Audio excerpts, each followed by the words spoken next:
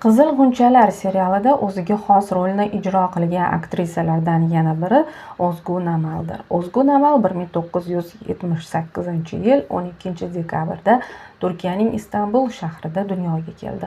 Otasi Kubilay tadbirkor, onasi esa davlat xizmatchisi edi. Ozgu bolaligidanoq aktyorlik kasbiga moyil bo'lib, uyda quvnoq improvizatsiya spektakllarini uyushtirardi. Litseyni tamomlagandan keyin u o'z yo'lini tanladi. Davlat konservatoriyasining teatr fakultetiga o'qishga kirdi. Darvoqe, u yerda yana bir go'zal turk aktrisasi Aycha Bingöl ham o'qigan. O'qish davomida Ozgu nafaqat nazariyani o'zlashtirdi, balki bilimlarini amaliyotda qo'llab, Yeditepe Istanbul loyihasida suratga tushdi. 2000-yillar boshida Ozgu Ikkinchi bahor serialining suratga olish jarayonida ishtirok etib, o'zi uchun televizion dunyoni ham kashf etdi. Keyin asosan teatrda, spektakllarda o'ynadi. Aydin Saymanning Bolalar siri badiiy filmida suratga tushdi. Darvoqe, bu filmdagi ishi uchun Ozgu hatto Anqara kinofestivalining faxriy mukofotiga sazovor bo'ldi. Hakamlar hay'ati Namalga eng istiqbolli aktrisa nominatsiyasida mukofotni loyiq ko'rishdi. 2003-yil va Qashqarlar vodiysi televizion loyihasida suratga tushish taklifi Namalning faoliyatida burilish nuqtasi bo'ldi. Serialda go'zal Elif Eylul rolini o'ynagan Ezgu qisqa fursatda shuhrat qozondi. Ko'p o'tmay Namal Turkiyada yilning eng yaxshi aktrisasi deb topildi. Shundan so'ng uning faoliyatida keskin ko'tarilish sezildi. Qashqarlar vodiysidan so'ng 2004-yildan 2009-yilgacha Ozgu Namal 9 ta badiiy film va 2 ta serialda rol o'ynadi.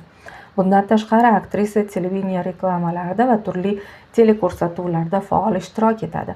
U Sehr, So'yla Istanbul, Samolyot gilamida parvoz, Internatsional, Politsiyachi, Baxt va boshqa ko'plab loyihalarda suratga tushgan. Ozgu Namalning sevgi bobidagi birinchi jiddiy munosabatlari 2001-yilda boshlandi. Yosh er-xotinning atrofidagilar ularni bir-birlari uchun yaratilgan deb hisoblashar edi. Hammasi juda chiroyli edi. Sayohatlar, oilalar bilan tanishish, birga dam olish va boshqalar. Biroq afsuski, 7 yildan so'ng er-xotin ajrashdi. Hali farzandli bo'lib ulgurishmagandi. Ularning nima sababdan ajrashgani noma'lum.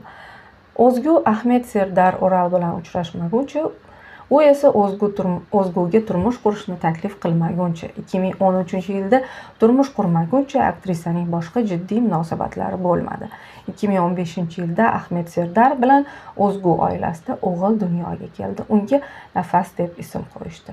2016-yilda esa oilada qizaloq tug'ildi. Unga Elemsu deb ism tanlashdi. Ozgu eri bilan Muglada qishloq uyini qurib, uzlatga chekindi. Ekin-tikin qilib, o'choqda ovqat qilib kun kechirishni ma'qul ko'rdi.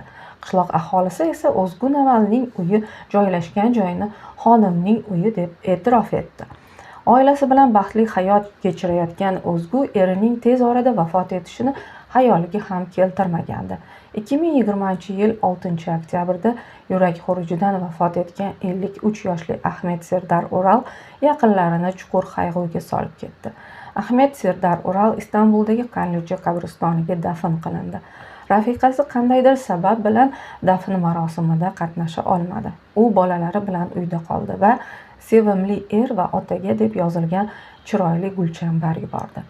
Qizi Elemsu va o'g'li Nafesni tarbiyalayotgan aktrisaning aytishicha, u atay 7 yil davomida suratga tushmadi. Chunki hayotning dastlabki 7 yili bola shaxsi shakllanishi uchun nihoyatda muhim davr sanaladi.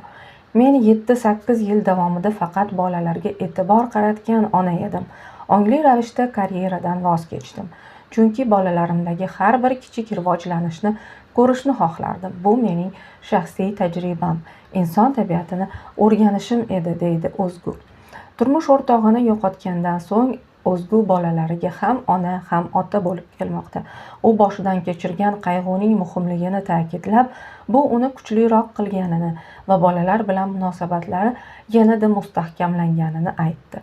Aktrisa muhabbat hayotda sodir bo'ladigan hamma narsaning asosi ekanligiga ishonadi. Hozirda Hasad serialida suratga tushayotgan Ozgu Namal yaqinda noyabr oyida farzandlari bilan birga avtofalokatga uchradi. Xavfsizlik yostiqchalari tufayli ular jiddiy jarohatlanishmadi, lekin aktrisaning mashinasi ishdan chiqdi.